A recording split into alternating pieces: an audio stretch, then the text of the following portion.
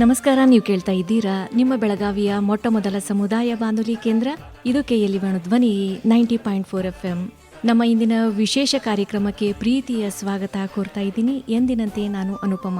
ಇಂದು ನಮ್ಮ ಅತಿಥಿಯಾಗಿ ನಮ್ಮೊಂದಿಗಿದ್ದಾರೆ ಯುನೈಟೆಡ್ ಕಿಂಗ್ಡಮ್ನ ನಾರ್ತ್ ವೆಲ್ಸ್ನ ಬಾಡಿಲ್ ವಿದರ್ನ ಪ್ರತಿನಿಧಿಯಾಗಿ ಆಯ್ಕೆಯಾದಂತಹ ಕನ್ನಡಿಗರಾದ ಶ್ರೀ ರಾಜೀವ್ ಕೃಷ್ಣ ಮೇತ್ರಿಯವರು. ಇವರು ಮೂಲತಃ ಬೆಳಗಾವಿ ಜಿಲ್ಲೆಯ ಹುಕ್ಕೇರಿ ತಾಲೂಕಿನ ದಡ್ಡಿಯವರು. 2001ರಲ್ಲಿ ವಿದ್ಯಾರ್ಜನೆಗಾಗಿ ಯುಕೆಗೆ ತೆರಳಿ ಇಂದು ಅಲ್ಲಿನ ಜನಪ್ರತಿನಿಧಿಯಾಗಿ ಹೆಸರು ಮಾಡಿದಂತಹ ಹೆಮ್ಮೆಯ ಕನ್ನಡಿಗರು. ಸ್ವದೇಶಿ ಸಂಸ್ಕೃತಿಯನ್ನ ಉಳಿಸಿಕೊಂಡು ಜಾಗತಿಕ ವೃತ್ತಿ ಜೀವನದಲ್ಲಿ ಯಶಸ್ವಿಯಾದ ಇವರ ಕಥೆಯನ್ನ ಬೆಳಗಾವಿ ಯುವಕರಿಗೆ ಮಾತ್ರವಲ್ಲ, ಕರ್ನಾಟಕದ ಎಲ್ಲ ಯುವಕರಿಗೆ ಸ್ಫೂರ್ತಿಯಾಗ್ಲಿ, ಪ್ರೇರಣೆಯಾಗ್ಲಿ ಅಂತ ಅತ್ಯಂತ ಹೆಮ್ಮೆಯಿಂದ KLE ಧ್ವನಿ ಇವರನ್ನ ಪರಿಚಯಿಸ್ತಾ ಇದೆ. ಹೆಮ್ಮೆಯ ಕನ್ನಡಿಗರಾದ ಶ್ರೀ ರಾಜೀವ್ ಕೃಷ್ಣ ಮೇತ್ರಿ ಅವರನ್ನ. ಸರ್, ಕಾರ್ಯಕ್ರಮಕ್ಕೆ ಆದರದ ಅಭಿಮಾನದ ಸ್ವಾಗತ ಸರ್. ಅನಂತ ಧನ್ಯವಾದಗಳು ಮೇಡಮ್. ಈ ವೇಣುಧ್ವನಿ KLE ಕಾರ್ಯಕ್ರಮಕ್ಕೆ ನೀವು ನನ್ನನ್ನು ಇವತ್ತು ಆಹ್ವಾನಿತರಾಗಿ ಮಾಡಿ ನನ್ನನ್ನು ಇವತ್ತು ಸಂದರ್ಶನ ಮಾಡ್ತಾ ಇದ್ದೀರಾ. ಅದಕ್ಕೆ ನಿಮಗೂ ನಮ್ಮ ಸಂಸ್ಥೆಯ ಅಧ್ಯಕ್ಷರಾದಂಥ ಶ್ರೀಯುತ ಪ್ರಭಾಕರ್ ಕೋರೆ ಅವರಿಗೂ, ಅವರ ಆಡಳಿತ ಮಂಡಳಿಗೂ ಹಾಗೂ ನಿಮ್ಮ ವೇಣುಧ್ವನಿ ಸಿಬ್ಬಂದಿಗಳಿಗೆಲ್ಲರಿಗೂ ತುಂಬ ಅನಂತ ಧನ್ಯವಾದಗಳು ಮೇಡಮ್.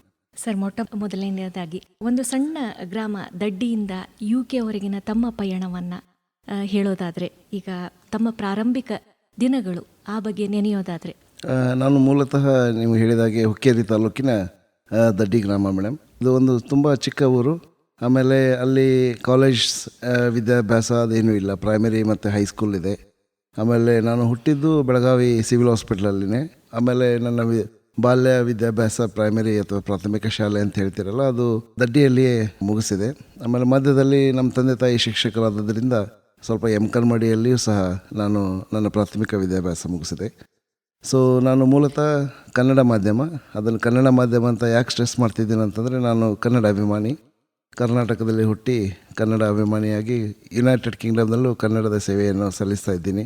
ಇಲ್ಲಿ JNMCದಲ್ಲಿ ನಾನು ಈವನ್ BSc ನರ್ಸಿಂಗ್ ಇದ್ದರೂ ಸಹ JNMCಯ ಕನ್ನಡ ಬಳಗದ ಮೊಟ್ಟ ಮೊದಲನೇ ನರ್ಸಿಂಗ್ ಡಿಪಾರ್ಟ್ಮೆಂಟ್ದಿಂದ ಸಿಲೆಕ್ಟ್ ಆದಂಥ ಕಾರ್ಯದರ್ಶಿಯಾಗಿದ್ದೆ ನಾನು ಕನ್ನಡ ಬಳಗ KLEದಲ್ಲಿ. ಸೊ ವಿದ್ಯಾಭ್ಯಾಸದಲ್ಲಿ ನಾನು ಪ್ರಾಥಮಿಕ ಶಿಕ್ಷಣ ಮುಗಿಸಿದೆ. ಅಲ್ಲಿ ಇನ್ನೊಂದು ಏನು ಕಲಿತೆ ಅಂತಂದರೆ, ನಮ್ಮ ಊರಲ್ಲಿ ಚಿಕ್ಕ ಹಳ್ಳಿ ಇದ್ದರೂ ಸಹ ಕನ್ನಡ, ಮರಾಠಿ ಮತ್ತು ಉರ್ದು 3 ಶಾಲೆಗಳಿದ್ವು. ಸೊ 3 ಶಾಲೆಗಳಿರುವುದರಿಂದ, ಆಮೇಲೆ ಗಡಿ ಭಾಗದಲ್ಲಿರುವುದರಿಂದ ನಮಗೆ ಕನ್ನಡನೂ ಬರ್ತಿತ್ತು, ಮರಾಠಿನೂ ಬರ್ತಿತ್ತು, ಅದರ ಜೊತೆಗೆ ಹಿಂದಿ ಅಥವಾ ಉರ್ದು ಅದನ್ನು ಕಲ್ತ್ಕೊಂಡ್ವಿ. ಆಮೇಲೆ ನಮಗೆ ಯಾವುದೇ ಒಂಥರ ಭೇದ ಭಾವ ಅನ್ನೋದಿರಲಿಲ್ಲ.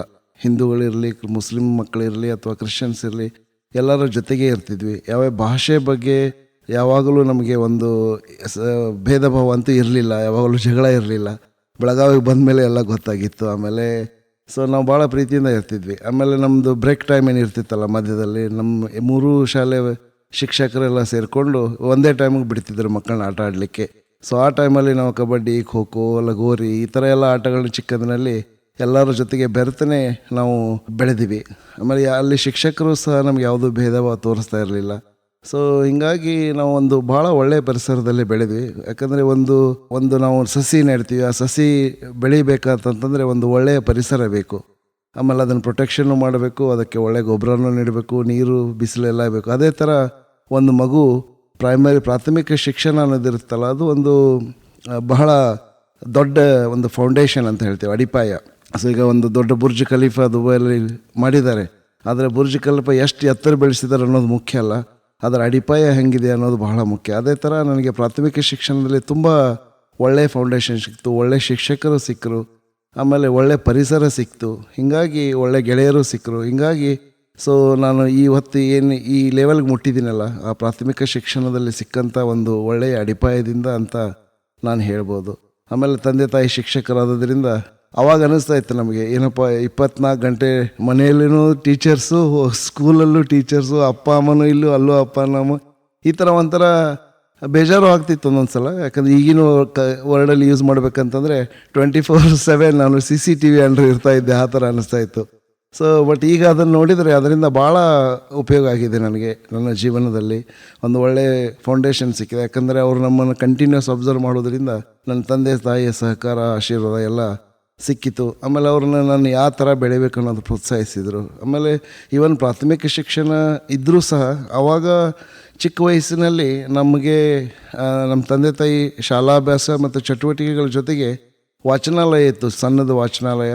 ಅದರಲ್ಲಿ ನಮಗೆ ನಮ್ಮ ಲೀಡರ್ಸ್ ಏನಿದ್ದಾರಲ್ಲ, ರಾಧಾಕೃಷ್ಣನ್ ಆಗಲಿ, ವಿಶ್ವೇಶ್ವರಯ್ಯ ಆಗಲಿ, ಆಮೇಲೆ ನಮ್ಮ ಟಿಪ್ಪು ಸುಲ್ತಾನ್, ಈ ಥರ ಬೇರೆ ಬೇರೆ ಲೀಡರ್ಸ್ ಇದ್ದರು, ಜಕೀರ್ ಹುಸೇನ್ ಅವ್ರದ್ದು, ನೆಹರು ಅವ್ರದ್ದು, ಈ ಥರ ಚಿಕ್ಕ ಚಿಕ್ಕ ಪುಸ್ತಕಗಳಿರ್ತಾಯಿತ್ತು. ಆ ಪುಸ್ತಕಗಳನ್ನು ಮಕ್ಕಳಿಗೆ ಕೊಡ್ತಾಯಿದ್ರು. ಅವನ್ನ ನಾವು ಓದಿ ಅವ್ರನ್ನ ಒಂದು ಆಟೋಬಯೋಗ್ರಫಿ ಥರ ಈಗ ಅಂತ ಇದ್ದೀವಿ, ಬಟ್ ಅದನ್ನು ಓದಿ ನಾವೆಲ್ಲ ಬಾಯ್ಟ್ ಮಾಡ್ಕೋತಿದ್ವಿ. ಡಾಕ್ಟರ್ ಅಂಬೇಡ್ಕರ್ ಅವ್ರದ್ದು, ಗೌತಮ್ ಬುದ್ಧ, ಈ ಥರ ಎಲ್ಲ.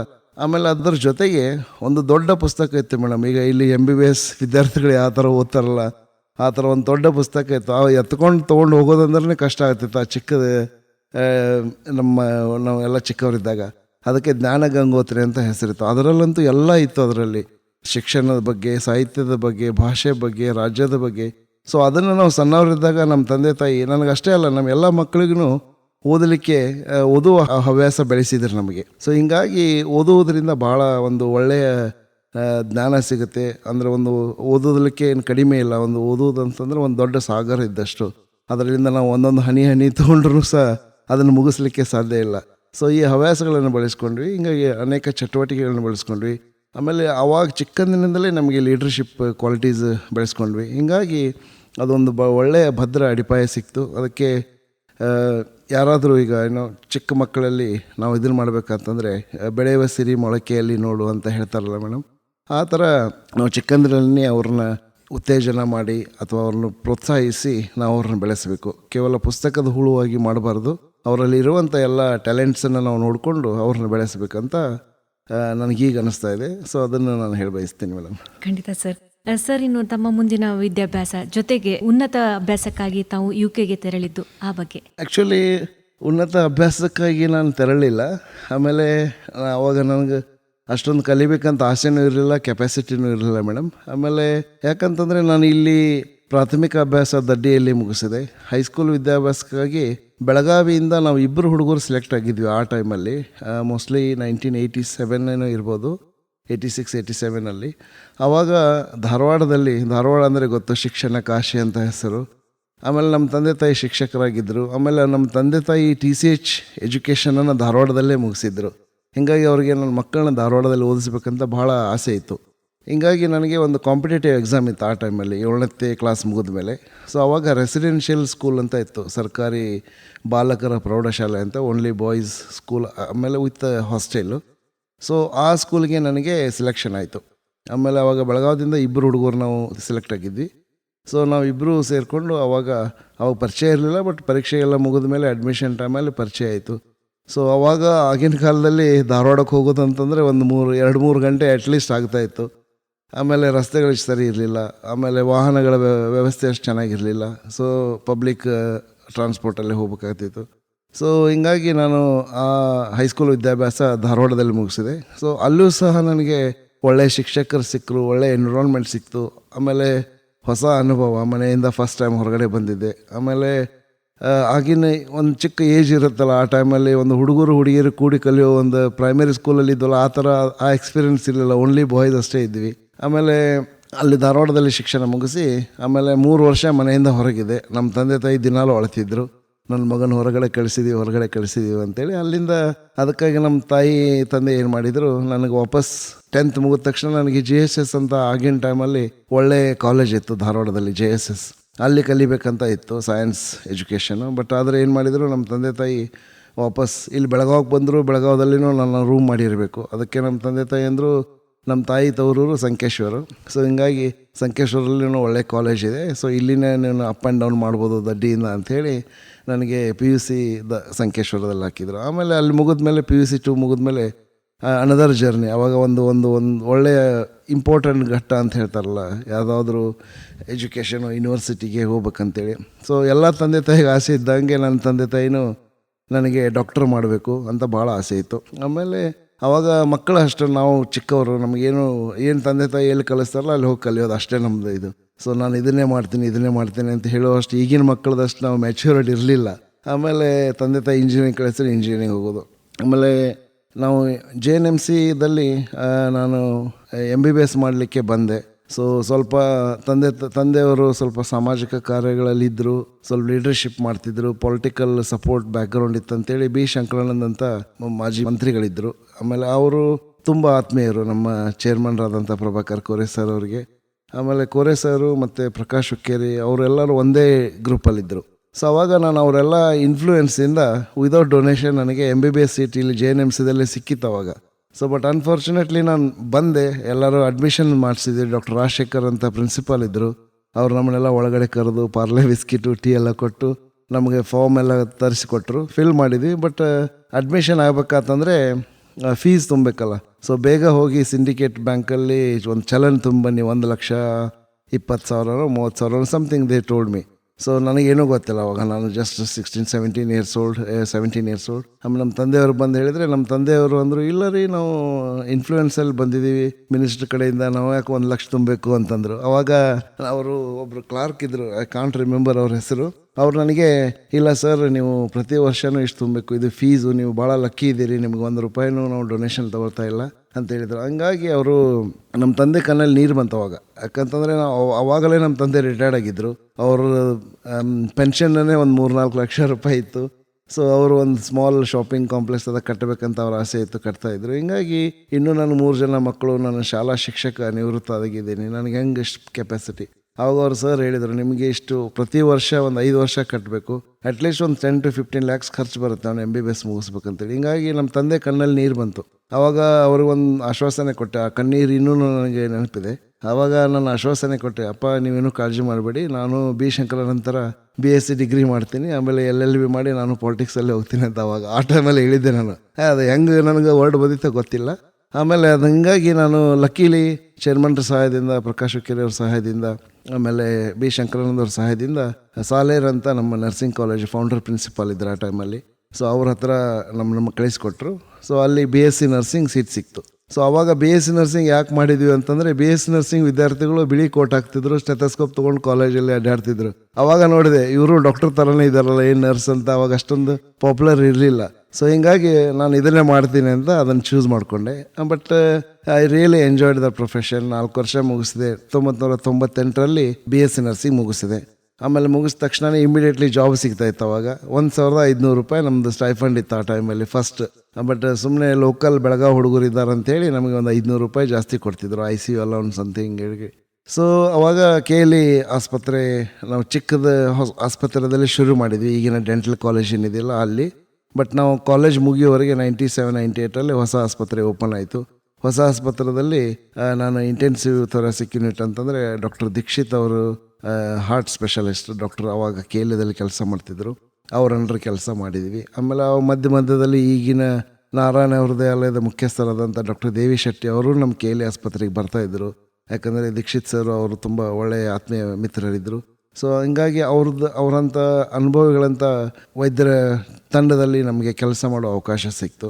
ಸೊ ಹಿಂಗಾಗಿ ಒಳ್ಳೆಯ ಎಕ್ಸ್ಪೀರಿಯೆನ್ಸ್ ಸಿಕ್ತು. ಬಟ್ ನಮ್ಮ ತಂದೆ ತಾಯಿ ಶಿಕ್ಷಕರು ಇರುವುದೇನೆಂದ್ರೆ ಏನೋ ಗೊತ್ತಿಲ್ಲ, ನನಗೆ ಕಲಿಸಬೇಕಂತ ಬಹಳ ಆಸೆ ಇತ್ತು ಮಕ್ಕಳಿಗೆ.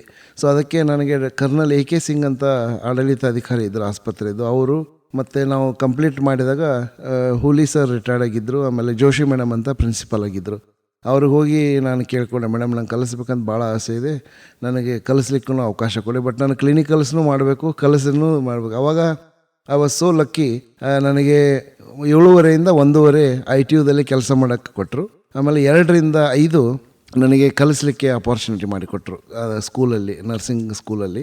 ಸೊ ಹಿಂಗಾಗಿ 2 ಥರದ್ದು ನಾನು ಅವಾಗ ಕರಗತ ಮಾಡಿಕೊಂಡೆ ಅದನ್ನು. ಸೊ ಹಿಂಗಾಗಿ ಒಳ್ಳೆಯ ಎಕ್ಸ್ಪೀರಿಯೆನ್ಸ್ ಸಿಕ್ತು. ಆಮೇಲೆ ಲೀಡರ್ಶಿಪ್ ಕ್ವಾಲಿಟಿನೂ ನಾನು ಬೆಳೆಸ್ಕೊಂಡೆ ಅವಾಗ ಕಾಲೇಜಲ್ಲಿ. ಆಮೇಲೆ NCCದಲ್ಲಿದ್ದೆ, PUCದಲ್ಲಿದ್ದಾಗ 9 ಬೆಳಗಾವಿ ಜಿಲ್ಲೆ 9 ಕಾಲೇಜ್ಗೆ ನಾನು ಅಂಡರ್ ಆಫೀಸರ್ ಅಂತ NCCದಲ್ಲಿ ಕೆಲಸ ಮಾಡಿದೆ. ಸೊ ಹಿಂಗಾಗಿ ಒಳ್ಳೆಯ ಎಕ್ಸ್ಪೋಜರ್ ಸಿಕ್ತು. ಸೊ ಹಿಂಗಾಗಿ ನಾನು ನಮ್ಮ ಜೋಶಿ ಮೇಡಮ್ ಅವರ ಸಹೋದರ, ಅವ್ರ ಫ್ರೆಂಡ್ ಒಬ್ಬರು ಲಂಡನ್ನಲ್ಲಿದ್ದರು.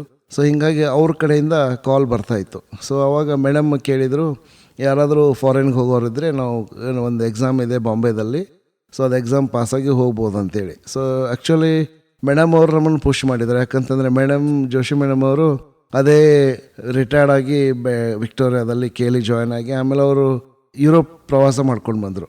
ಯುರೋಪ್ ಪ್ರವಾಸ ಮಾಡಿದ ಮೇಲೆ ಹೇಳಿದರು ಅವರು, ನೀವು ದುಡ್ಡು ಎಷ್ಟು ಗಳಿಸಿದ್ರೂ ಏನು ಯೂಸ್ ಇಲ್ಲ, ಬಟ್ ಒಂದು ಜೀವನದಲ್ಲಿ ಒಮ್ಮೆ ಆದರೂ ನೀವು ಪ್ರವಾಸ ಮಾಡಬೇಕು, ಹೊರ ದೇಶಗಳನ್ನು ನೋಡಬೇಕು ಅಂತ ಅವ್ರು ಹೇಳಿದರು. ಸೊ ಅವಾಗ ನಮ್ಮ ಮೈಂಡಲ್ಲಿ ಬಂತು ನಾವು ಹೊರಗಡೆ ಹೋಗ್ಬೇಕಪ್ಪ ಅಂತೇಳಿ. ಅವಾಗ ಅದಕ್ಕಿಂತ ಮುಂಚೆ ಸಾಲೇರ್ ಸರು ಹೇಳಿದರು, ಬಿಕಾಸ್ ಸಾಲೇರ್ ಸರ್ ಎಷ್ಟೊಂದು ಸಾಲಿಡ್ ಫೌಂಡೇಶನ್ ನಮ್ಮ ನರ್ಸಿಂಗ್ ಕಾಲೇಜ್ ಹಾಕಿದ್ರು ಅಂತಂದರೆ, ಅವರು ಅರಾಮ್ಕೋ ಆಸ್ಪತ್ರೆ ಅಂತೇಳಿ ಮಿಡ್ಲ್ ಈಸ್ಟಲ್ಲಿ ಎಲ್ಲೋ ಕೆಲಸ ಮಾಡ್ತಿದ್ರು, ಮೋಸ್ಟ್ಲಿ ದುಬೈಯೋ ಎಲ್ಲೋ. ಅಲ್ಲಿ ಮೇಲ್ ನರ್ಸಸ್ಗಂತೂ ಅವಾರ್ಡೇ ಸಿಗ್ತಿರಲಿಲ್ಲ. ಬಟ್ ಸಾಲೇರ್ ಸರ್ ಅವ್ರಿಗೆ ಅರಾಮ್ಕೋ ಆಸ್ಪತ್ರೆಯಲ್ಲಿ ಬೆಸ್ಟ್ ಮೇಲ್ ನರ್ಸ್ ಅವಾರ್ಡ್ ಸಿಕ್ಕಿತ್ತು ಆ ಕಾಲದಲ್ಲಿ. ಸೊ ಅವಾಗ ಒಂದು ಲಾರಿ ಬುಕ್ ಕಳಿಸಿದ್ರು ಅಮೇರಿಕನ್ ಕಂಪ್ನಿದಿಂದ. ಆ ಲಾರಿ ಬುಕ್ಗಳನ್ನೆಲ್ಲ ಸರ್ ಎಷ್ಟು ಬೇಕಷ್ಟೆಲ್ಲ ಇಟ್ಕೊಂಡು ನಮ್ಮ KLE ಲೈಬ್ರರಿಗೆ ದೇಣಿಗೆ ರೂಪದಲ್ಲಿ ಕೊಟ್ಟರು ಸಾಲೇರ್ ಸರ್. ಸೊ ಅವಾಗ ಅವ್ರನ್ನ ನಾವು ರೋಲ್ ಮಾಡೆಲ್ ಅಂತ ಇಟ್ಕೊಂಡು ಸರ್ ದುಬೈಯಲ್ಲಿ ಹೋಗಿ ಬೆಸ್ಟ್ ಮೇಲ್ ನರ್ಸ್ ತೊಗೊಂಡವ್ರು. ನಾವು ಒಂದು ಸಲ ಯಾವಾಗಾದರೂ ಹೋಗ್ಬೋದು ಅಂತ ಆಸೆ ಇತ್ತು, ಬಟ್ ಹೋಗ್ತೀವಿ ಅಂತ ಕಾನ್ಫಿಡೆನ್ಸ್ ಇರಲಿಲ್ಲ, ಹೆಂಗೆ ಹೋಗೋದು ಗೊತ್ತಿರಲಿಲ್ಲ. ಬಟ್ ಅದನ್ನು ಹೆಂಗೆ ಹೋಗಬೇಕು, ಏನು ಮಾಡಬೇಕು ಅನ್ನೋದು ನಮಗೆ ದಾರಿ ತೋರಿಸಿದವರು ಜೋಶಿ ಮೇಡಮು. ಸೊ ನಾವೆಲ್ಲ ನಮ್ಮ ಬ್ಯಾಚ್ದವರು ಎಲ್ಲ ಹೋಗಿ, ಸೊ ಎಜುಕೇಷನ್ಗಂತ ನಾವೇನು ಹೋಗಲಿಲ್ಲ, ಬಟ್ ಕೆಲಸ ಮಾಡಲಿಕ್ಕೆ ಅಂತ ಕೆಲಸ ಸಿಕ್ತು. ಸೊ ಹಿಂಗಾಗಿ ನಾವು 1998ರಿಂದ 2001 ಕೆಲಸ ಮಾಡಿದ್ವಿ. 3 ವರ್ಷ ಅನುಭವ ಆಯಿತು. ಸೊ ಆ 3 ವರ್ಷದ ಅನುಭವದಲ್ಲಿ ಮೇಡಮ್ ಅವ್ರು ಏನು ಹೇಳಿದರು, ನೀವು ಯಾರ್ಯಾರು ಹೋಗ್ತಿರಲ್ಲ ಎಲ್ಲರೂ ಹೋಗ್ರಿ ಅಂತೇಳಿ ನಮ್ಮನ್ನು ಕಳಿಸ್ಕೊಟ್ರು. ಸೊ ಆ ಮಧ್ಯದಲ್ಲಿ ನಾನು ಆಸ್ಪತ್ರೆಯಲ್ಲಿ ಅಷ್ಟೇ ಕೆಲಸ ಮಾಡಲಿಲ್ಲ, ಕಾಲೇಜಲ್ಲೂ ಕೆಲಸ ಮಾಡಿದೆ. ಅದಷ್ಟೇ ಅಲ್ಲದೆ ಶನಿವಾರ ರವಿವಾರ ನನಗೆ ರಜೆ ಇರ್ತಿತ್ತು ಯೂಶ್ವಲಿ. ಸೊ ನಾನು ಫ್ರೈಡೇ ನೈಟು ಅಂಕೋಲಾಕ್ಕೆ ಹೋಗ್ತಿದ್ದೆ. ಫ್ರೈಡೇ ನೈಟು, ಸ್ಯಾಟರ್ಡೇ ಸಂಡೇ ಅಲ್ಲಿ ವಿಶ್ವದರ್ಶನ ಅಂತ ಒಂದು ಸ್ಕೂಲ್ ಇದೆ, RN ನಾಯ್ಕ್ ಅವ್ರದ್ದು ಸ್ಕೂಲ್ನು ನಾನು ಕ್ಲೋಸ್ ಆಗಿತ್ತು, ಅದನ್ನು ಸ್ಟಾರ್ಟ್ ಮಾಡಿಸಿದ್ವಿ. ಕರ್ನಾಟಕ ನರ್ಸಿಂಗ್ ಕೌನ್ಸಿಲು ಮತ್ತು ಇಂಡಿಯನ್ ನರ್ಸಿಂಗ್ ಕೌನ್ಸಿಲ್ ಪರ್ಮಿಷನ್ ಕೊಟ್ಟು. ಸೊ ಅವ್ರಿಗೂ ಸಹ, ಯಾಕಂದರೆ ಅವಾಗ ಬಹಳ ಜನ ಕಡಿಮೆ ಇದ್ದರು ಟೀಚಿಂಗ್ ಮಾಡೋರು, ಇದು ಮಾಡೋರು. ಹೀಗಾಗಿ ಸೊ ಅಲ್ಲಿನೂ ಹೋಗಿ ಅವ್ರಿಗೆ ಏನೇನು ಬೇಕು ಅದನ್ನೆಲ್ಲ ಹೇಳಿ, ಅದನ್ನು ಒಂದು ಸ್ಯಾಟರ್ಡೆ ಸಂಡೇ ಅಲ್ಲಿ ಹೋಗ್ತಿದ್ದೆ. ಆಮೇಲೆ ಇನ್ನೊಂದು ಸ್ಯಾಟರ್ಡೆ ಸಂಡೇ ಮಡಿಕೇರಿಗೆ ಹೋಗ್ತಿದ್ದೆ. ಸೊ ಮಡಿಕೇರಿ ಎಜುಕೇಷನ್ ಟ್ರಸ್ಟ್ ಅಂತ ಇದೆ, MET. ಸೊ ಅಲ್ಲಿನೂ ಒಂದು ಸ್ಕೂಲ್ ಕ್ಲೋಸ್ ಆಗಿತ್ತು, ಅದನ್ನು ನಾವು ಹೆಲ್ಪ್ ಮಾಡಿ ಓಪನ್ ಮಾಡಿ ಇದನ್ನು I work for them also. So ಅವಾಗ ವೆಹಿಕಲ್ಸ್ ಅಷ್ಟೊಂದು ಇರಲಿಲ್ಲ, ಟ್ರೈನ್ ಅಷ್ಟೊಂದು ಇರಲಿಲ್ಲ, ಟ್ರಾನ್ಸ್ಪೋರ್ಟೇಷನ್ ತುಂಬ ಕಷ್ಟ ಆಗ್ತಿತ್ತು. ಬಟ್ ರಾತ್ರಿ 2-3 ಗಂಟೆಗೆ ನಾನು ಇಲ್ಲಿಂದ ಬಸ್ ತೊಗೊಳ್ತಿದ್ದೆ Friday night. Saturday early morning ಹೋಗ್ತಿದ್ದೆ. ಸೊ ಸ್ಯಾಟರ್ಡೆ ಹೋಲ್ ಡೇ ಕಲಿಸ್ತಿದ್ದೆ, ಸಂಡೇನೂ ಕಲಿಸ್ತಿದ್ದೆ. ಮತ್ತು ಸಂಡೇ ನೈಟ್ ಅಲ್ಲಿ ಕುಂತು ಮತ್ತೆ ಇಲ್ಲಿ ಬಂದು ನಾನು 7ವರೆಗೆ ಮತ್ತೆ ಕೆಲಸ ಮಾಡ್ತಿದ್ದೆ. ಸೊ ಈ ಥರ ಅದೊಂದು ಕಷ್ಟ ಅಂತ ಹೊರಗಡೆ ಕಾಣಿಸ್ಕೊಳ್ಳುತ್ತೆ, ಬಟ್ ನನ್ನ ಪ್ರಕಾರ ಅದು ಕಷ್ಟಕ್ಕಿಂತಲೂ ನನಗೆ ಅನುಭವ ಸಿಗ್ತಾ ಇತ್ತಲ್ಲ. So I was enjoying that one. So ಹಿಂಗಾಗಿ ನನಗೆ ಅವಾಗ ಕಷ್ಟ ಅನಿಸ್ಲಿಲ್ಲ. ಸೊ ಈ ಅನುಭವದಿಂದ ನಾನು ವಿದೇಶಕ್ಕೆ ಕೆಲಸಕ್ಕೆ ಈಸಿಯಾಗಿ ಹೋದೆ 2001ರಲ್ಲಿ ಮೇಡಮ್. ನಿಮ್ಮಲ್ಲಿದ್ದಂತಹ ಹುಮ್ಮಸ್ಸೇ ನಿಮಗೆ ಪ್ರೇರಣೆ ಆಯಿತು ಅನ್ಕೋಬಹುದು ಸರ್. Yes madam. ಸರ್, ಈಗ ಒಂದು ದೇಶದಿಂದ ಇನ್ನೊಂದು ದೇಶಕ್ಕೆ ಹೋಗಬೇಕು, ಅಲ್ಲಿ ವಿದ್ಯಾಭ್ಯಾಸ ಮಾಡಬೇಕು ಅಥವಾ ಅಲ್ಲಿ ವಾಸ ಮಾಡಬೇಕು ಅಂತ ಅನ್ನೋದಾದ್ರೆ ಕೆಲವೊಂದಷ್ಟು ಸವಾಲುಗಳು ಎದುರಾಗುತ್ತೆ. ಆ ರೀತಿಯ ಯಾವುದಾದ್ರೂ ಸವಾಲನ್ನ ತಾವು ಎದುರಿಸಿದ್ದೀರಿಯಾ ಸರ್ UK ಹೋದಂತಹ ಪ್ರಾರಂಭಿಕ ದಿನಗಳಲ್ಲಿ? ಡೆಫಿನೆಟ್ಲಿ ಮೇಡಮ್, ಇಲ್ಲ ಅಂತ ಹೇಳಕ್ಕೆ ಸಾಧ್ಯನೇ ಇಲ್ಲ. ಯಾಕಂತಂದರೆ ನಾನು ಧಾರವಾಡಕ್ಕೆ 8th ಕ್ಲಾಸಲ್ಲಿದ್ದಾಗ ಇನ್ನೂ ಸಣ್ಣ ಹುಡುಗ. ಸೊ ಆವಾಗಲೇ ನನಗೆ ಮನೆಯಿಂದ ಹೊರಗಿರುವುದ್ರ ಬಗ್ಗೆ ಸ್ವಲ್ಪ ಎಕ್ಸ್ಪೀರಿಯೆನ್ಸ್ ಆಗಿತ್ತು. ಬಟ್ ಒಂದು ಥಿಂಗ್ ಅಂತಂದರೆ, ನನಗೆ ಮನೆಯಿಂದ ಹೊರಗೆ ಹೋಗ್ಬೇಕಂತಂದರೆ ನನಗೆ ಈವನ್ ಚಹಾ ಮಾಡಲಿಕ್ಕೂ ಬರ್ತಾ ಇರಲಿಲ್ಲ. ಅದು ನಮ್ಮ ತಾಯಿಗೆ ಮುಖ್ಯವಾಗಿ, ಯಾಕೆ ಯಾವ ತಾಯಿಗಾದರೂ ನನ್ನ ಮಗ ಏನು ಊಟ ಮಾಡ್ತಾನೋ ಏನು ತಿಂತಾನೋ ಅದಂತೇಳಿ, ಅದೊಂದು ನನಗೆ ಚಹಾ ಮಾಡೋಕ್ಕೂ ಗೊತ್ತಿಲ್ಲ. ಆಮೇಲೆ ಇನ್ನು ವಿದೇಶಕ್ಕೆ ನಾನು ಫಸ್ಟ್ ಟೈಮ್ ವಿಮಾನದಲ್ಲಿ ಹೋಗೋ ಕನಸು ಕಾಣ್ತಾ ಇದ್ದೀನಿ, ಬಟ್ ನಾನು ಹೋಗ್ತೀನೋ ಇಲ್ಲೋ ಅದೂ ನನಗೆ ಕಾನ್ಫಿಡೆನ್ಸ್ ಇಲ್ಲ. ಆಮೇಲೆ ಅದು ಹೋಗೋಕ್ಕಿಂತ ಮುಂಚೆ ಜನವರಿ 26, 2001ರಲ್ಲಿ ಗುಜರಾತ್ ರಾಜ್ಯದ ಭುಜದಲ್ಲಿ ಒಂದು ದೊಡ್ಡ ಭೂಕಂಪ ಆಗಿತ್ತು. ಎಲ್ಲರಿಗೂ ಗೊತ್ತಿದೆ, ಅದು ಅತ್ಯಂತ ಹಾರಿಬಲ್ ಅರ್ಥಕ್ವೇಕ್ ಆಗಿತ್ತು. ಸುಮಾರು 1000 ಜನ ಅಲ್ಲಿ ಇದನ್ನು ಸಿಕ್ಕಿದ್ರು. ಆವಾಗ ನಮ್ಮ KLE ಆಸ್ಪತ್ರೆಯಿಂದ ಚೇರ್ಮನ್ ಸರು ಮತ್ತು ಡಾಕ್ಟರ್ ಜತ್ತಿ ಅಂತ ಇದ್ದರು ಅವರು. ಸೊ ಇವರೆಲ್ಲರೂ ಸೇರಿಕೊಂಡು ನಾವು ಒಂದು ಇಲ್ಲಿಂದ ಬಸ್ ತೊಗೊಂಡು ಗುಜರಾತ್ಗೆ ಹೋದ್ವಿ. ಆವಾಗ ಸ್ವಸಹಾಯ ಅಂತೇಳಿ ವಾಲಂಟರಿ ವರ್ಕ್ ಮಾಡಲಿಕ್ಕೆ. ಸೊ ಅಲ್ಲಿ ಆಲ್ಮೋಸ್ಟ್ ಒಂದು 3 to 4 ವೀಕ್ಸ್ ನಾವು ಅಲ್ಲಿ ನಿಂತ್ವಿ. ನಾವು ಅಲ್ಲಿ ಎಷ್ಟು ಕೆಲಸ ಮಾಡಬೇಕಲ್ಲ, ಡೇ ನೈಟ್ ಎಲ್ಲ ಕೆಲಸ ಮಾಡಿದ್ವಿ. ಅಲ್ಲಿ ಕತ್ಲೆಯಲ್ಲಿ ಲೈಟ್ಸು ಇರಲಿಲ್ಲ, ನೀರು ಇರಲಿಲ್ಲ. ಸೊ ಇಂಥ ಟಫ್ ಡೇಸಲ್ಲಿ ನಾವು ಸೆಂಟ್ರ್ ಆಫ್ ಎಪಿಸೆಂಟ್ರ್ ಏನಿತ್ತಲ್ಲ ಅಲ್ಲೇ ಹೋಗಿ ನಾವು ಟೆಂಟ್ ಹಾಕ್ಕೊಂಡು ಕೆಲಸ ಮಾಡಿದ್ವಿ. ಆವಾಗ ನಮಗೆ ಬೇರೆ ಥರದ ಲೈಫ್ ಎಕ್ಸ್ಪೀರಿಯೆನ್ಸ್ ಸಿಕ್ತು. ಯಾಕಂತಂದರೆ ಟೆಂಟಲ್ಲಿರೋದು, ನಾವೇ ಎಲ್ಲ ಮಾಡ್ಕೊಳ್ಳೋದು, ಅಥವಾ ಏನೂ ಇಲ್ಲ, ಅಲ್ಲಿ ಲೈಟೂ ಇಲ್ಲ, ಆಮೇಲೆ ನೀರೂ ಇಲ್ಲ. ಸೊ ಅಂಥ ಟೈಮಲ್ಲಿ ಡೊನೇಷನ್ಸ್ ರೂಪದಲ್ಲಿ ನೀರು ಬಾಟಲ್ಸಲ್ಲಿ ಬರ್ತಾಯಿತ್ತು ಆ ಟೈಮಲ್ಲಿ. ಸೊ ಈಗಂತೂ ಎಲ್ರಿಗೂ ಗೊತ್ತು ಬಾಟಲಲ್ಲಿ ನೀರು ತೊಗೊಳೋದು, ಬಟ್ ಆ ಟೈಮಲ್ಲಿ ನಾವು ಫಸ್ಟ್ ಟೈಮೆಲ್ಲ ನೋಡ್ತಾ ಇದ್ವಿ. ಇದೆಲ್ಲ ಹೊಸ ಎಕ್ಸ್ಪೀರಿಯೆನ್ಸ್. ಆಮೇಲೆ ಹೊಸ ಎಕ್ಸ್ಪೀರಿಯೆನ್ಸಲ್ಲಿ ನಾವು ಎಷ್ಟೋ ಜನರದ್ದು ಸರ್ಜರಿ ಮಾಡಿದರು. ನಮ್ಮ ಶಸ್ತ್ರಚಿಕಿತ್ಸಾ ತಂಡ ಇತ್ತು, ನಾವೆಲ್ಲ ನರ್ಸಿಂಗ್ ಡಿಪಾರ್ಟ್ಮೆಂಟ್ದವರು ಇದ್ವಿ, ಎಲ್ಲ ಒಳ್ಳೆ ಕೆಲಸ ಮಾಡಿದ್ವಿ. ಆ ಟೈಮಲ್ಲಿ ಏನೋ ಅದೊಂದು ರೋಗಿಗಳ ಅಥವಾ ಅಲ್ಲಿ ಜನರದ ಆಶೀರ್ವಾದನೋ ಏನೋ ಗೊತ್ತಿಲ್ಲ, ವಾಪಸ್ ಬರಬೇಕಾದ್ರೆ ನಾವೆಲ್ಲರೂ ಎಷ್ಟು ಟಯರ್ಡ್ ಆಗಿದ್ವಿ ಅಂತಂತಂದರೆ ಎಲ್ಲಾದರೂ ಒಂದು ಟೆಂಪಲ್ ಹೋಗಿ ರಿಲ್ಯಾಕ್ಸ್ ಆಗಿ ಬರಬೇಕಪ್ಪ ಅಂತೇಳಿ ಶಿರಡಿ ಸಾಯಿಬಾಬಾ ಹೋಗ್ಬೇಕಂತ ಮಾಡಿದ್ವಿ. ಪೂನಾ ಹತ್ರ ಎಲ್ಲೋ ಬಂದಾಗ ವೆಹಿಕಲ್ ನಿಲ್ಲಿಸಿ. ಸೊ ಆವಾಗ STD ಬೂತ್ಗಳು, ಮೊಬೈಲ್ ಫೋನ್ಗಳು ಇರಲಿಲ್ಲ, ಮನೆಯಲ್ಲೂ ಫೋನ್ ಇರಲಿಲ್ಲ. ನಮ್ಮ ತಾಯಿಗೆ ಅವಾಗ ಹೊನಗ ಪ್ರೈಮರಿ ಸ್ಕೂಲ್ಗೆ ಟ್ರಾನ್ಸ್ಫರ್ ಆಗಿತ್ತು. ಸೊ ಅಲ್ಲಿ ಬಾಡಿಗೆ ಮನೆಯಲ್ಲಿ ಇರ್ತಿದ್ವಿ. ಆಮೇಲೆ ಮನೆಯಲ್ಲಿ ಫೋನ್ ಇರಲಿಲ್ಲ. ಆವಾಗ ರೋಡ್ ಮೇಲೆ ಇರುವಂಥ ಒಂದು ದಾಬಾಗೆ ಫೋನ್ ಮಾಡ್ತಾಯಿದ್ವಿ. ಆ ದಾಬಾದವ್ರು ಹೋಗಿ ಮನೆಯಿಂದ ನಮ್ಮ ಯಾರಿಗಾದ್ರೂ ಕರಿತಿದ್ರು. ಆ ಥರ ಫೋನ್ ಮಾಡಿದೆ. ಆಮೇಲೆ ಆವಾಗ ನಮ್ಮ ತಮ್ಮ ಹೇಳಿದ, ಒಂದು ಇಂಗ್ಲೀಷ್ನಲ್ಲಿ ಏನೋ ಒಂದು ಲೆಟ್ರ್ ಬಂದಿದೆ, ಬಾಂಬೆ ಅಡ್ರೆಸ್ ಇದೆ ಅಂತೇಳಿ. ಸೊ ಆವಾಗ ನಮ್ಮ ತಮ್ಮನಿಗೆ ಕೇಳಿದೆ, ಓದೋದನ್ನೇನಿದೆ ಅಂತಂದು ಹೇಳಿದರೆ, ನಮ್ಮ ಜೋಶಿ ಮೇಡಮ್ ಬ್ರದರ್ ಏನಿದ್ರಲ್ಲ ಅವ್ರದ್ದು ಇಂಟರ್ವ್ಯೂ ಸಲುವಾಗಿ ನನಗೆ ಲೆಟ್ರ್ ಬಂದಿತ್ತು. ಸೊ ಆವಾಗ ಅವ್ರದ್ದು ಅಡ್ರೆಸ್ ತೊಗೊಂಡು ನಾನು ಶಿರ್ಡಿಗೂ ಹೋಗಲಿಲ್ಲ. ಯಾಕಂದರೆ ಆವಾಗ ಬಾಂಬೆದಿಂದ ಬೆಳಗಾವಿ ಬಂದು, ಬೆಳಗಾವಿದಿಂದ ಮತ್ತೆ ಒನ್ ವೇ ಈಸ್ ಅಬೌಟ್ 14.5 15 ಗಂಟೆ ಟೈಮ್ ತೊಗೊಳ್ತಿತ್ತು ಮೇಡಮ್ ಆವಾಗ, ಸ್ಮಾಲ್ ರೋಡಲ್ಲಿ. ಆಮೇಲೆ ಹಿಂಗಾಗಿ ಮತ್ತೆ ವಾಪಸ್ ಬಂದು ಅಲ್ಲಿ ಹೋಗೋದಂದ್ರೆ it was not easy task. So ಅದಕ್ಕೆ ನಾನು ಸರ್ ಅವರಿಗೆಲ್ಲ ಪರ್ಮಿಷನ್ ತೊಗೊಂಡೆ. ಇಲ್ಲ, ನಾನು ಬಾಂಬೆದಾಗೆ ಇಲ್ಲಿಂದನೇ ಹೋಗಿ ಬರ್ತೀನಿ. ಆಮೇಲೆ ಅವ್ರು ಬಾಂಬೆದಲ್ಲಿ ಹೇಳಿದರು, ನಿನ್ನ ಸರ್ಟಿಫಿಕೇಟ್ ಇಲ್ಲಾಂದರೆ ಪರವಾಗಿಲ್ಲ, ನೀನು ಇಂಟರ್ವ್ಯೂ ಕೊಟ್ಟು ಹೋಗು, ಸಿಲೆಕ್ಟ್ ಆದರೆ ನೀನು ನಮಗೆ ಸರ್ಟಿಫಿಕೇಟ್ಸ್ ಎಲ್ಲ ಬೈ ಪೋಸ್ಟ್ ರಿಜಿಸ್ಟರ್ ಕಳಿಸ್ಕೊಡು. ಸೊ ಹಂಗಾಗಿ ನಾನು ಅಲ್ಲೇ ಹೋಗಿ ಇಂಟರ್ವ್ಯೂ ಕೊಟ್ಟೆ. ಅಲ್ಲಿಂದ ವಾಪಸ್ಸು ಮನೆಗೆ ಬಂದು ಇದ್ರವರೆಗೆ ಅವರು ನನಗೆ ನಾನು ಫೋನ್ ನಂಬರ್ ಕೊಟ್ಟಿದ್ದೆ. ಆ ಟೈಮಲ್ಲಿ ಫೋನ್ ಮಾಡಿ ಹೇಳಿದರು, you have been selected, so ನಮಗೆಲ್ಲ ಡಾಕ್ಯುಮೆಂಟ್ಸ್ ಕಳಿಸ್ಕೊಡು ಅಂತೇಳಿ. ಸೊ ಅವ್ರ ಪ್ರಕಾರ ನಾನು ಕಳಿಸ್ಕೊಟ್ಟೆ ಡಾಕ್ಯುಮೆಂಟ್ಸು. ಆಮೇಲೆ UK ಹೋದೆ. ಸೊ UK ಹೋದಾಗ ಫಸ್ಟ್ ಟೈಮ್ ನಾನು ಫ್ಲೈಟಲ್ಲಿ ಕುಂತೆ, ತುಂಬ ಹೆದರಿಕೆ. ಆಮೇಲೆ ವಿಮಾನದಲ್ಲಿ ಕೂಡೋದಂದ್ರೆ ಒಂದು ಹೆದರಿಕೆ ಆ ಟೈಮಲ್ಲಿ. ಆಮೇಲೆ ಹೋಗಬೇಕಾದ್ರೆ ನನಗೆ ತುಂಬ ಫೈನಾನ್ಷಿಯಲಿ ಭಾಳ ಚಾಲೆಂಜಸ್ ಇದ್ದವು. ನಮ್ಮ ತಂದೆಯೂ ಆ ಬಿಲ್ಡಿಂಗ್ ಇದ್ರಲ್ಲ, ಅದರಲ್ಲಿ ಸ್ವಲ್ಪ ತುಂಬ ಲಾಸ್ ಬಂತು. ಯಾಕಂತಂದರೆ ಬಿಲ್ಡಿಂಗ್ ಎಷ್ಟು ಬಜೆಟ್ ಇತ್ತಲ್ಲ ಅದಕ್ಕಿಂತ ಡಬಲ್ ಬಜೆಟ್ ಆಯಿತು. ಸೊ ಹಿಂಗಾಗಿ ಫೈನಾನ್ಷಿಯಲ್ಲು ನಾವು ಭಾಳ ತೊಂದರೆಯಲ್ಲಿದ್ವಿ ಆ ಟೈಮಲ್ಲಿ. ಸೊ 60-70 ಪೌಂಡ್ ನನ್ನ ಪಾಕೆಟಲ್ಲಿ ಇತ್ತು ಅವಾಗ. ಸೊ ಆವಾಗ 50 ರೂಪೀಸ್ ಇತ್ತು ನಮಗೆ £1 ಇದನ್ನು ಕನ್ವರ್ಷನ್ ಮಾಡಿದರೆ. ಸೊ ಬಟ್ ಈಗ ₹100 ₹115 ಇದೆ ಈಗ. ಸೊ ಅಷ್ಟೇ ಇಟ್ಕೊಂಡು ನಾವು ಹೋದ್ವಿ. ಆಮೇಲೆ ಅಲ್ಲಿ ಹೋದ ತಕ್ಷಣ ಫಸ್ಟ್ ನಾವು ಅಲ್ಲಿ ಪಟೇಲ್ ಅಂತ ಒಂದು ಫ್ಯಾಮ್ಲಿ ಇದ್ದರು. ಸೊ ಅವ್ರು ನಮಗೆ ರಿಸೀವ್ ಮಾಡಿ ಅವ್ರ ಮನೆಯಲ್ಲೇ 2 ದಿನ ಇಟ್ಕೊಂಡ್ರು. ಸೊ ಫಸ್ಟ್ ಡೇ ನಾವು ಬ್ರೇಕ್ಫಾಸ್ಟ್ ಮಾಡ್ಲಿಕ್ಕೆ ಹೋದೆವು. ಅಲ್ಲಿಂದ ಎಕ್ಸ್ಪೀರಿಯನ್ಸ್ ಶುರು ಮಾಡ್ತೀನಿ. ಅವರು ಬ್ರೆಡ್ ಮತ್ತು ಟೋಸ್ಟ್ ತಂದಿಟ್ಟರು, ಬಟರ್ ಹಚ್ಕೊಂಡು ತಿನ್ನಿರಿ ಅಂತಂದರು. ಸೊ ನಾವು ಬಟರ್ ಅಂತೇಳಿ ವೆಯ್ಟ್ ಮಾಡ್ತಾ ಇದ್ದೀನಿ. ಆ ಟೋಸ್ಟ್ ಮಾಡಿ ಕೊಟ್ಟದ್ದು ಬ್ರೆಡ್ ಆರಿ ಹೋಯಿತು. ಆಮೇಲೆ ಅವರು ಮನೆ ಓನರ್ ಲೇಡಿ ಬಂದರು, ಅಲ್ಕಾ ಮೇಡಮ್ ಅಂತೇಳಿ ಅವ್ರ ಹೆಸರು. ಅವರು, ಮೇಡಮ್ ಅರೇ ಆಪ್ ಟೋಸ್ಟ್ ನೈ ಖಾಯೆ ಅಂತೇಳಿದರೆ, madam I am waiting for the butter ಅಂತಂದೆ. ಆಮೇಲೆ ಅಲ್ಲೇ ನನ್ನ ಎದುರಿಗೇನೆ ವೈಟಾಲಿಟಿ ಅಂತೇಳಿ ಒಂದು ಬಟ್ರದ ಡಬ್ಬ ಇದೆ, ಅದರಲ್ಲಿ ಬಟ್ರ್ ಇದೆ ಅಂತಂದರು. ಅದನ್ನು ಓಪನ್ ಮಾಡಿ ನೋಡಿದರೆ ಹಳದಿ ಕಲರು, ನನಗೆ ಬೆಣ್ಣೆ ಅಂತಂದರೆ ಬಿಳಿ ಕಲರ್ ನಮಗೆಲ್ಲ. So no madam, this is not butter is white colour ಅಂತಂದೆ ಅವ್ರಿಗೆ. ನೋನು ಅರೆ ಯಹಿ ಬಟರ್ ಹೈ, ಇಸ್ಕೋ ಉಸ್ಕೆ ಊಪರ್ ಲಗಾವೋ. ಆವಾಗ ನಮಗೆ ನೈಫ್ ಆ್ಯಂಡ್ ಫೋರ್ಕ್ ಹಿಡಿಯೋದು ಗೊತ್ತಿಲ್ಲ, ಅದರ ಮೇಲೆ ಹಚ್ಕೊಳ್ಳೋದು. So these are all initial challenges. ಅವಾಗ ಒಂಥರ ಅಸಹ್ಯ ಅನಿಸ್ತಿತ್ತು ನಮಗೆ, ಯಾಕಂದ್ರೆ ಅವರೆಲ್ಲ ಫ್ಲೂಯೆಂಟಾಗಿ ಬಟ್ರು ಜಾಮ್ ಎಲ್ಲ ಹಚ್ತಿದ್ದಾರೆ. ನಮಗೆ ಬಟರ್ ಜಾಮ್ ತಿಂದೇ ಗೊತ್ತಿಲ್ಲ.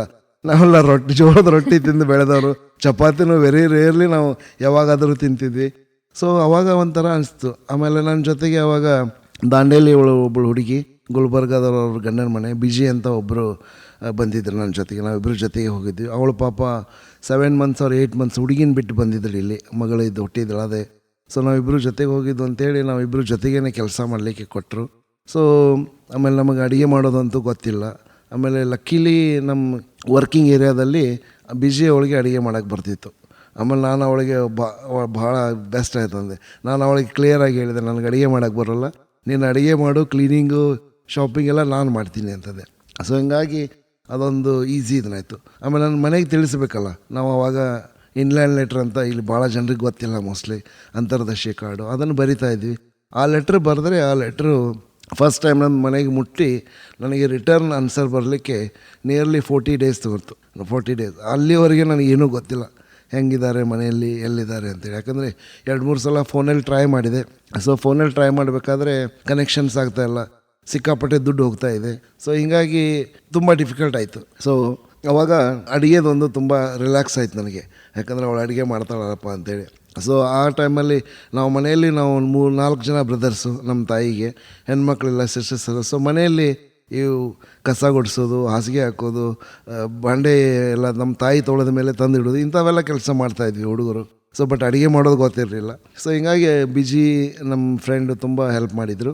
ಸೊ ಅವಳು ಪಾಪ ಫ್ಯಾಮಿಲಿ ಬಿಟ್ಟು ಬಂದಿದ್ದಾಳೆ ಅಂತೇಳಿ ಭಾಳ ಮಿಸ್ ಮಾಡ್ತಾಯಿದ್ರು. ಸೊ ಅಟ್ಲೀಸ್ಟ್ ನಮ್ಮ ಇಬ್ಬರು ಕನ್ನಡದವರು ಜೊತೆಗಿದ್ದೀವಿ ಅಂತೇಳಿ ಒಂಥರ ಫ್ರೆಂಡ್ಲಿನೆಸ್ ಸಿಕ್ಕಿತ್ತು. ಸೊ ಬಟ್ ಅಲ್ಲಿ ಊಟದ ಸ್ಟೈಲ್ ಏನಿದೆಯಲ್ಲ ಇಟ್ಸ್ ವೆರಿ ಡಿಫಿಕಲ್ಟ್. ಯಾಕಂತ ನಾನು ಹೇಳಿದೆಲ್ಲ ಸ್ಟಾರ್ಟಿಂಗಲ್ಲೇ ನಮಗೆ ಟೋಸ್ಟ್ ಕೊಟ್ಟರು. ನಾವಿಲ್ಲಿ ಟೋಸ್ಟೇ ನೋಡಿಲ್ಲ. ಭಾಳ ಅಂದರೆ ಬ್ರೆಡ್ಡು ಟೀದಲ್ಲಿ ಡಿಪ್ ಮಾಡಿ ತಿಂತಿದ್ವಿ. ಬಟ್ ಟೋಸ್ಟ್ ಮಾಡಿ ಬಟರ್ ಹಚ್ಕೊಂಡು ತಿನ್ನೋದ್ರಲ್ಲಿ ನಮ್ಗೆ ಗೊತ್ತೇ ಇರಲಿಲ್ಲ. ಆಮೇಲೆ ಅಗೇನ್ ಮಧ್ಯಾಹ್ನ ಅಂತಂದರೆ ಸ್ಯಾಂಡ್ವಿಚಸ್ ತಿನ್ನಬೇಕು. ಸ್ಯಾಂಡ್ವಿಚ್ಚನ್ನು ಅದೇ ಬ್ರೆಡ್ ಮಧ್ಯದಲ್ಲಿ ಏನಾದರೂ ನೀವು ನಾನ್ ವೆಜ್ ಬೇಕಂದರೆ ಚಿಕನ್ನು ಅಥವಾ ವೆಜಿಟೇರಿಯನ್ ಬೇಕಂದರೆ ಚೀಸು ಹಿಂಗಾಗಿ ಕೊಡ್ತಿದ್ರು. ಚೀಸ್ ಅಂದರೆ ನಮಗೆ ಕನ್ನಡ ಶಾಲೆಯಲ್ಲಿ ಕಳಿಸ್ತಿದ್ರು ಗಿನ್ನ ಅಂತೇಳಿ. ಸೊ ಅಲ್ಲಿ ಚೀಸ್ ಅಂತಂದರೆ ಅದು ಒಂಥರ ಬೇರೆನೇ, ಅದು ಗಿನ್ನನೇ ಅಲ್ಲ. ಇಲ್ಲಿ ಆಕಳ ಗಿನ್ನ ಅಂದರೆ ನಮಗೆ ಡಬಲ್ ಇದು ಅವಾಗ ಪಂಚಪ್ರಾಣ. ಬಟ್ ಅಲ್ಲಿನ ಗಿನ್ನನೂ ಬೇರೆ. ಸೊ ಈ ಥರ ಏನಪ್ಪ ಡಿಫ್ರೆಂಟ್ ಸ್ಟೈಲ್ ಇದೆ ಅಂತೇಳಿ. ಅದರ ಜೊತೆಗೆ ಊಟದ ಒಂದಾಯಿತು. ಎರಡನೇದು ಕೆಲಸದಲ್ಲಿ ಇಂಗ್ಲೀಷ್ ಮಾತಾಡೋರು. ಸೊ ನಾವಿಲ್ಲಿ ಪ್ಯೂರ್ ಹಚ್ಚ ಕನ್ನಡದಲ್ಲಿ ಬೆಳೆದವರು. ಆಮೇಲೆ ಅಪ್ ಟು BSc ನರ್ಸಿಂಗ್ ನಾವು ಕನ್ನಡ ಮೀಡಿಯಮ್ದಲ್ಲೇ ಓದಿದವರು. ಸೊ PUCದಲ್ಲಿ ಅಷ್ಟೇ ಇಂಗ್ಲೀಷು, ಬಟ್ಲರ್ ಇಂಗ್ಲೀಷ್ ಅಂತ ಆಗ ಟೈಮಲ್ಲಿ ಹೇಳ್ತಿದ್ರು. ಸೊ ಅರ್ಧಗಿರ್ಧ ಕಂಗ್ಲೀಷ್ನೇ ಹೇಳ್ಬೋದು, ಆ ಥರ ಮಾತಾಡ್ತಾ ಇದ್ವಿ. ಅಲ್ಲಿ ಹೋದ್ಮೇಲೆ ಕಂಪ್ಲೀಟ್ ಲ್ಯಾಂಗ್ವೇಜ್ ಡಿಫ್ರೆಂಟ್ ಆಯಿತು. ಯಾಕಂತಂದ್ರೆ ನಾವು ಯಾವಾಗಲೂ ನಾವು ಇಂಗ್ಲೀಷ್ ಮೂವಿನೂ ನೋಡಿಲ್ಲ.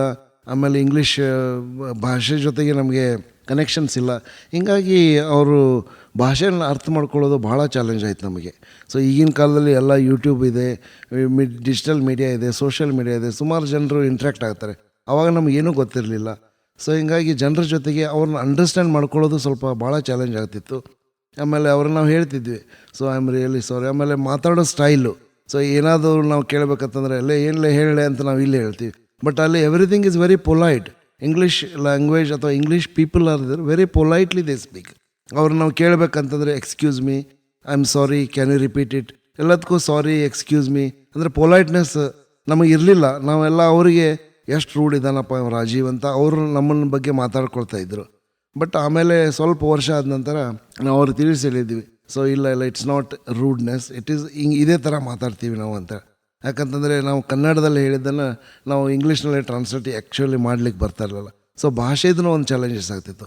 ಆಮೇಲೆ ಮೂರನೇದು ವಿಷಯ ಇಂಪಾರ್ಟೆಂಟ್ ಹೇಳಬೇಕಂತಂದರೆ ಚಾಲೆಂಜು ವೆದರ್ ಮೇಡಮ್. ಲಕ್ಕೀಲಿ ನಾನು ಹೋದದ್ದು ಮೇ 10ನೇ ತಾರೀಕು ಹೋಗಿದ್ದೆ.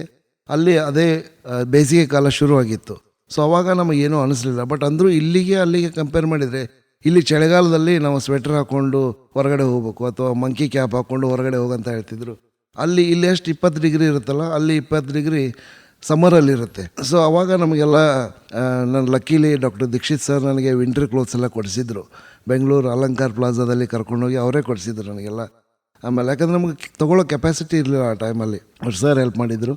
ಸೊ ಅವಾಗ ನಮಗೆ ಇಲ್ಲಿ ಚಳಿಗಾಲಕ್ಕಿಂತನೂ ಅಲ್ಲಿ ವರ್ಸ್ಟ್ ಇತ್ತು ವೆದರು. ಬಟ್ ಅವರಿಗೆಲ್ಲ ಸಮರು. ಆಮೇಲೆ ಬ್ರಿಟಿಷರೆಲ್ಲ ಅವರು ಸಮರ್ ಕ್ಲೋತ್ಸ್ ಹಾಕ್ಕೊಳ್ತಿದ್ರು, ನಾವೆಲ್ಲ ಫುಲ್ ಪ್ಯಾಕ್ ಹಾಕ್ಕೊಂಡು ಡ್ಯೂಟಿಗೆ ಹೋಗೋದೆಲ್ಲ ಮಾಡ್ತಾಯಿದ್ವಿ. So adjusting. ಆಮೇಲೆ ಒಂದು 3-4 ಮಂತ್ಸ್ ಆದಮೇಲೆ ಸೆಪ್ಟೆಂಬರಲ್ಲಿ ಚಳಿಗಾಲ ಶುರುವಾಯಿತು. ಆಮೇಲೆ ಅಕ್ಟೋಬರ್ದಿಂದ ವಿಂಟರ್ ಅಂತಂದರೆ ಅಲ್ಲಿ ಸ್ನೋ ಬರಲಿಕ್ಕೆ ಶುರು ಆಗುತ್ತೆ. ಸ್ನೋ ಬಿದ್ದು ಎಲ್ಲ ಐಸ್ ಆಗುತ್ತೆ. ಸೊ ಆವಾಗ ನಮಗೆ ನಮ್ಮ ರೂಮಿಂದ ಬಸ್ ಸ್ಟಾಪ್ಗೆ ಆಲ್ಮೋಸ್ಟ್ 1.5 ಕಿಲೋಮೀಟ್ರ್ ವಾಕ್ ಮಾಡಬೇಕಾಗ್ತಿತ್ತು. ಸೊ ಚಳಿಯಲ್ಲಿ ಅಂತೂ ಭಾಳ ನಡಗಿಬಿಡ್ತಿದ್ವಿ ನಾವಂತೂ. ಆ್ಯಂಡ್ ಸ್ಪೆಷಲಿ ನನ್ನ ಕಲೀಗ್ಸ್ ಏನಿದ್ರಲ್ಲ ಅವರು ತುಂಬ ಕಷ್ಟಪಟ್ವಿ. ವಾಕಿಂಗ್ ಮಾಡಬೇಕಾದ್ರೆ ಸ್ಲಿಪ್ಪಾಗಿ ಬೀಳ್ತಾ ಇದ್ವಿ. ಆಮೇಲೆ ಬಸ್ಸನ್ನು ಹಿಡ್ಕೋಬೇಕಾದ್ರೆ 1 ನಿಮಿಷ ಲೇಟ್ ಆದರೆ ಬಸ್ ಮಿಸ್ ಆಗಿಬಿಡ್ತಿತ್ತು. ಭಾಳ ಅಕ್ಯುರೇಟಾಗಿ ಬರ್ತಾಯಿತ್ತು. ಆಮೇಲೆ ಹಿಂಗಾಗಿ ಇದು ಒಂಥರ ಚಾಲೆಂಜಸ್ ಆಯಿತು. ಬಟ್ ಅದಕ್ಕೆ ನಾವು ಹೆದರಲಿಲ್ಲ. ಯಾಕಂತಂದರೆ ನಮಗೆ ಇಲ್ಲಿ ನಮಗೇನು ಒಂದು ಬೇಸಿಕ್ ಫೌಂಡೇಶನ್ ಏನು ಕಲಿಸಿದ್ರಲ್ಲ ಎಜುಕೇಷನು, ಆ ಎಜುಕೇಷನ್ ನಾಲೆಜ್ ಇತ್ತು. ಆ ನಾಲೆಜ್ದಿಂದ ನಮಗೆ ಕಾನ್ಫಿಡೆನ್ಸ್ ಬಂದಿತ್ತು. ಸೊ ಅದರ ಜೊತೆಗೆ ನಾವೇನು ಹೊರಗಡೆ 3 ವರ್ಷ ನಾನು ಹಾಸ್ಟೆಲಲ್ಲಿದ್ದೆ, ಅದು ನನಗೆ ಒಂಥರ ಮನೆಯಿಂದ ದೂರ ಇದ್ದೀನಪ್ಪ ಅಂತಂದು ಆ ಫೀಲಿಂಗ್ ಬರಲಿಲ್ಲ. ಫೀಲಿಂಗ್ ಬರ್ತಾಯಿತ್ತು, ಮನೆ ನೆನಪು ಬರ್ತಾಯಿತ್ತು. ಬಟ್ ಆಪ್ಷನ್ ಇಲ್ಲ. ಇಲ್ಲಿ ಧಾರವಾಡದಲ್ಲಿ ಮನೆ ನೆನಪು ಬಂದರೆ ನಾವು ಬಸ್ ತೊಗೊಂಡು ಓಡಿ ಬರ್ಬೋದು, ಅಥವಾ ನಾವು ಮನೆಗೆ ಹೇಳಿದರೆ ಅಟ್ಲೀಸ್ಟ್ ನಮ್ಮ ತಂದೆ ತಾಯಿ ವೀಕೆಂಡಲ್ಲಿ ಬಂದು ಭೇಟಿ ಆಗ್ತಿದ್ರು. ಬಟ್ ಅಲ್ಲಿಂದ ಬರಲಿಕ್ಕೆ ನಮಗೆ 7 ಸಾಗರದ ಆಚೆ ನಾವು ಹೋಗಿದ್ದೀವಿ. So nearly 4-5,000 miles. ಅಲ್ಲಿಂದ ಬರೋಕ್ಕಂತೂ ಆಪ್ಷನ್ಸೇ ಇಲ್ಲ ನಮಗೆ. ಆಮೇಲೆ ಬರಬೇಕು ಅಂತಂತಂದರೆ ಸಾವಿರಾರು ಪೌಂಡು ರುಪೀಸು ಅಥವಾ ನಾವು ಖರ್ಚು ಮಾಡಿ ಬರಬೇಕು. ಸೊ ಹಿಂಗಾಗಿ ನಾವು ಅದೊಂದು ಕಾನ್ಫಿಡೆನ್ಸ್ನಿಂದ ನಾವು ಇದ್ವಿ. ಯಾಕಂದರೆ ಈಗಲೂ ಸಹ ನಾನು ಸುಮಾರು ನಮ್ಮ ಫ್ರೆಂಡ್ಸ್ ಮಕ್ಕಳು ಸುಮಾರು ಜನ ಬರ್ತಾರೆ UK. ಸೊ ಅವ್ರಿಗೆ ಬಂದು ಒಂದು 6 ಮಂತ್ಸ್ ಏನು ಇರುತ್ತಲ್ಲ, it's a very critical phase ಅವಾಗ, 3 to 6 ಮಂತ್ಸ್. ಯಾಕಂತಂದರೆ ನಿಮಗೆ ಬೇಕಾದ ಆಹಾರ ಸಿಗೋಲ್ಲ, ತಾಯಿ ಮಾಡಿದ ಅನ್ನ ಸಾರು ರೊಟ್ಟಿ ಸಿಗೋಲ್ಲ. ಆಮೇಲೆ ಬಟ್ ಇದನ್ನೆಲ್ಲ ನಾವು ಹೆಂಗೆ ತಿಳ್ಕೊಬೇಕಂತಂದ್ರೆ ಇದೀಸ್ ಆಲ್ ಟೆಂಪ್ರರಿ ಕಷ್ಟ ಇದೆ ಅಂತ ತಿಳ್ಕೊಬೇಕಂದ್ರೆ ಪ್ರತಿ ಕಷ್ಟಕ್ಕೂ ಒಂದು ಸೊಲ್ಯೂಷನ್ ಇದ್ದೇ ಇರುತ್ತೆ. ಸೊ ಆ ಥರ ನಾವು ಅದನ್ನು ಎಕ್ಸೆಪ್ಟ್ ಮಾಡಿಕೊಂಡು ಸೊ ಈ ಚಾಲೆಂಜಸ್ಗಳನ್ನ ಫೇಸ್ ಮಾಡಿದ್ವಿ ಮೇಡಮ್. 2-3 ಥರ ಹೇಳಿದ್ವಿ.